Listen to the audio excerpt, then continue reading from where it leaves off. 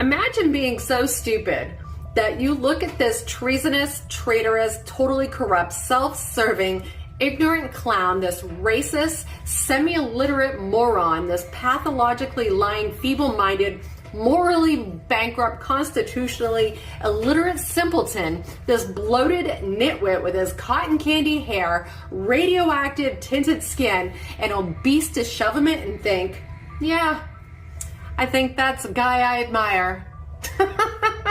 Hey, TikTok fans, I want to tell you about my plane ride back from Europe with the MAGA man.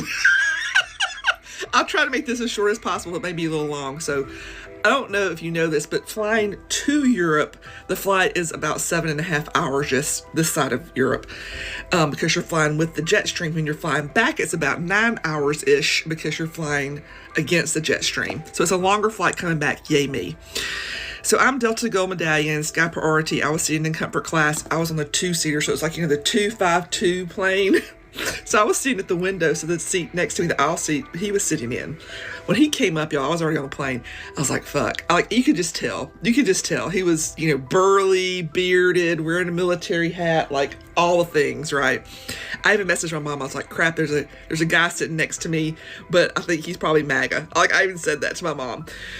So we're on the flight, we're flying. At some point, I look over, he has his laptop out, and I see he has something up, his medical records.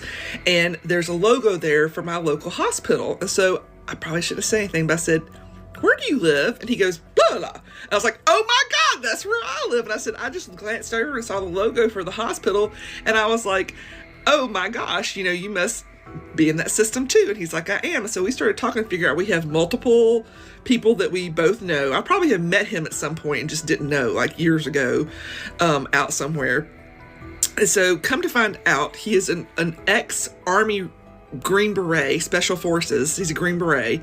He's coming back from Prague from this military reunion he has with some of his Green Beret buddies. And he is trying to get signed up for VA benefits because he has no medical insurance. And I said, well, good luck with that. And he said, what do you mean? And I said, because this administration is like cutting all the veteran benefits. And he's like, well, I don't know about that. And I was like, no, they are. Let's talk about it. So we start talking about it. And so in the process of this, of course, I come to find out he's a, Trump supporter. And so I said, let me ask you something. I said, what did you feel about January 6th? And he said, I thought it was great. And I was like, are you fucking kidding me?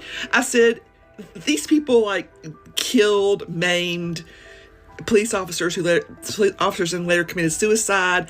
He's like, well, yeah, there wasn't that many, it was exaggerated. And I said, it doesn't matter if it was 1 or 100. I said, I said, these people were just doing their job. He goes, well, yeah, but they shot that woman. And I was like, she was breaking and entering basically. And I said, she was told to stop multiple times and she did not stop. And I said, they said, stop or we will shoot. They told her what was going to happen. She thought because she was a white woman, it wasn't going to happen, and it did. He's like, well, yeah. And so we had quite an intimated conversation, I will say. He was gesticulating. I mean, we weren't arguing, but we were having a discussion. And he got a little loud a couple of times, and the lady across the aisle from us was giving us the eyeball. I said, you need to bring it down a notch. I said, I'm not trying to be bossy pants, but I said, people are looking and we don't need to get ejected from the plane. And so, but it was civil because we know the same people. And so then I said to him, I said, I have another question for you. He said, what? I said, what if, this administration calls martial law or at some point calls the military forward to exert force on civilians? Would you agree with that? Would you participate in that? He goes, that's not going to happen. And I was like, don't say it's not going to happen because it's being talked about. It has been talked about by the administration. And I said, so I'm just saying, you need to be thinking about that. If you were called on, or any military was called on to exert force against civilians, would you do it? I said, because that is a huge issue. And I said, because technically, even though the military serves the president, they take an oath to the Constitution, not to the president. And I said, so yeah, I would like to think that most military people would not do that. So anyway, here's the funny end to the story, y'all. So I was talking about getting a pew-pew and that I needed to learn how to shoot my pew-pew. And he's actually, I don't know if it's going to actually happen, but we have tentative plans to go, not this coming weekend, but the next weekend, March 8th, to a gun range. And he's going to show me how to use a pew-pew. And I know y'all saying, Julie, why are you hanging out with him? Well, I think I might have had a little bit of an effect on him, so I'm gonna like keep working that. Keep working that. He is a nice guy. I mean, he made poor choices, but yeah, if he can teach me how to shoot a pew pew, I will be happy. So that was my story. It was quite interesting. That's the very briefest version of it. This was a 9-hour plane ride, remember? Let's just go ahead and say it out loud. These MAGA FAFO moments? Absolute gold. Not in a patriotic, bald eagle screeching kind of way, but in a "this is America's messiest reality show and we can't look away" kind of way. It's like the political version of The Real Housewives, but with less glam, more delusion, and a cast of characters who think being loud is the same as being right. Every day, there's a new plot twist. Someone gets indicted. Someone gets caught lying. Someone storms a courthouse dressed like it's cosplay night at a country fair. And just when you think the season finale is near, bam. Another episode drops, full of dramatic monologues, public meltdowns, and unhinged social media rants. Honestly, it's giving America's next top cult leader, and Trump is serving main character energy like his name is tattooed on the Constitution. The Trump administration is telling seniors, if you don't get your Social Security check, don't complain about it. At least that's how it appears, as Howard Lutnick, Donald Trump's Commerce Secretary, went on live TV to say this. Let's say Social Security didn't send out their checks this month. My mother-in-law, who's 94, she wouldn't call and complain. She just would. She thinks something got messed up, and she'll get it next month. Yeah. Right. Be like his mother-in-law. If you don't get your check, just assume it'll take care of itself next month, and you go ahead and suffer for a whole month. Maybe go hungry. You got a metabolism that should hold you over until then. This is their justification for dismantling the help center, the call centers within Social Security, is that seniors probably wouldn't complain anyways. They'll just tough it out until their check comes next time around. When people say that cruelty is the whole purpose of this administration, sometimes I find it hard to argue anything else when they say things like this. But here's where it gets less entertaining and more sad. Every time I talk to someone still deep in the MAGA sauce, I walk away wondering, how did we get here?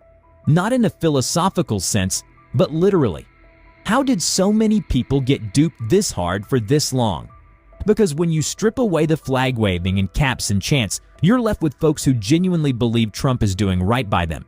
Even as their wallets get lighter, their rights get chipped away, and their futures get dimmer by the hour. These aren't just misinformed people. Some are your neighbors, your relatives, your old high school classmates who now post 14-paragraph rants on Facebook with blurry memes and conspiracy theories about grocery stores installing spy cameras in the lettuce aisle. And the sad part?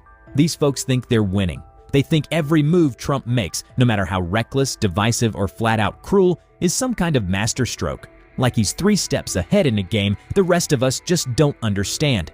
But what exactly did he promise them? Day 1, miracles, lower prices, jobs for everyone, that the world would respect us again? I hate to break it to you, but the only thing Trump has delivered quickly is drama. Everything else? Still on back order. Grocery prices, sky high. Eggs cost more than a monthly Netflix subscription. Gas? Don't even talk to people in the Midwest about gas unless you're ready for a TED Talk on broken promises and broken bank accounts. And America's global image. We went from leader of the free world to that one guy at the party who keeps yelling and no one invited. But the real gut punch? Veterans. These are the people who bled, sweated, and sacrificed for this country. And what do they get in return?